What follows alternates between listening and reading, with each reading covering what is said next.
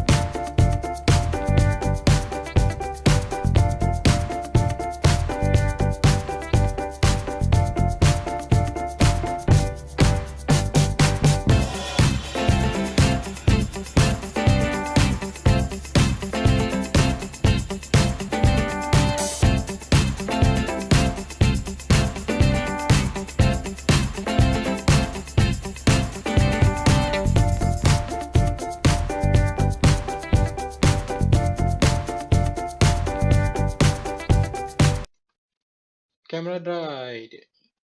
Okay, now I can talk about my PC that I built. So that's the PC that I built. And it's a CM693 case. I did not talk about the case just now because I forgot. And also the monitor is an ALC one. I got ALC because it has 3-year warranty, and their policy is quite awesome. It's quite good. And for the case, I couldn't get a fractal design, so I got this one instead. I thought it was a bad buy at first, but turns out when I was playing around in the case, sorry, in the case, I found it to be amazing. It's a pretty good case, especially right here in Malaysia, where you can't really find fractal design. I got this one instead. It's awesome.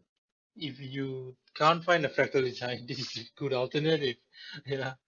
For me, fractal design is still the dream case for me. I really wanted it, but too bad I can't get it.